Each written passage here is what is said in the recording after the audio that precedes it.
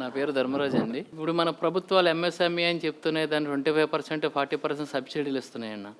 కాకపోతే మనకేంటే aqua industry ఒక్కటే ఏ subsidy గురించి ఆలోచించకుండా ఓన్లీ పవర్ కోసం ఆలోచించి ₹1 సబ్సిడీ ఇస్తే చేయొచ్చు అని ఇంత పెద్ద ఇన్కమ్ని గవర్నమెంట్కి తెచ్చిపెట్టే ఇండస్ట్రీ ఏదైనా ఉందంటే అది ఆక్వా ఇండస్ట్రీ అన్న.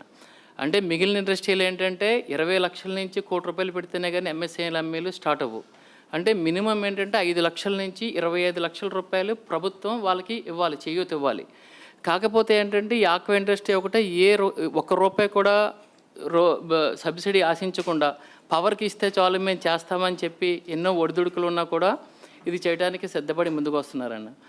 కాకపోతే ఏంటంటే ఇప్పుడు మన బ్రదర్ వీళ్ళు చెప్పినట్టు ఆక్వా సోదరులు చెప్పినట్టు ఏంటంటే ఇప్పుడు 40 కౌంట్ వస్తేనే కానీ మనకి బ్రేక్ ఇవ్వన్ అవ్వని పాయింట్కి వచ్చేస్తున్నాం అన్న. 40 కౌంట్ రావాలి అంటే జస్ట్ 85% వరకు కూడా మనకు రాదు, ఓన్లీ 10 to 15% వరకు వస్తుంది. వీళ్ళు తప్ప మిగిలిన వాళ్ళందరూ కూడా మనం వెనక్కి వెళ్ళిపోయే అవకాశం ఉంది. ఇప్పుడు ఏంటంటే మనకి ఆంధ్రాలో దగ్గరగా 7 లక్షల ఎకరాలు మనకి సాగులో ఉందన్న. ఈ సాగులో అంటే డైరెక్ట్ ఆర్ ఇండైరెక్ట్లీ ఎకరాకి ఒక మనిషి చెప్పిన లెక్కేసుకున్నా కూడా 7 లక్షల మందికి ఉపాధి అంటే డైరెక్ట్గా ఎంప్లాయ్మెంట్ అన్నది దొరుకుతుంది. ఇప్పుడు ఎప్పుడైతే ఈ వ్యవస్థ మనకి వెనక్కి వెళ్ళిపోతుందో ఎంప్లాయ్మెంట్ తగ్గిపోతుంది, అదేవిధంగా రెవెన్యూ కూడా తగ్గిపోతుంది. మీ దగ్గరికి మేము రావడానికి మెయిన్ ఉద్దేశం ఏంటంటే అదే దీన్ని కూడా పిఎఫ్ అన్న పేరుతో పిఎఫ్ అన్న కాంపోనెంట్ పెట్టి దాన్ని కూడా తీయడానికి సిద్ధపడుతుంది గవర్నమెంట్. సో ఏంటంటే మీరు మాకు ఎన్నో విధాలుగా ఈ ఆక్వా రైతులకి బ్యాక్ బోన్ కింద ఉండి సపోర్ట్ చేశారన్న.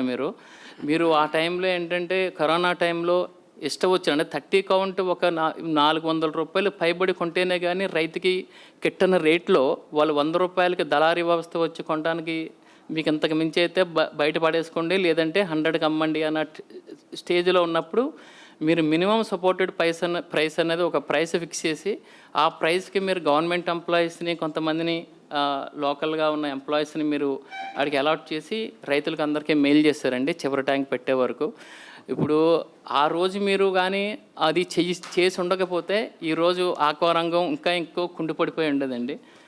మీరు అంత సపోర్ట్ అప్పుడు ఇచ్చారు కాబట్టి ఇప్పుడు కూడా ఏంటంటే మాకు వెన్నుదండుగా ఉండి కొంచెం మా ఇష్యూస్ అన్ని అడ్రస్సింగ్ చేసి మాకు ముందుగా ఉండి మమ్మల్ని ఇంకా చేయూత ఇస్తారని చెప్పి ఆశిస్తూ సెలవు తీసుకుంటున్నాను.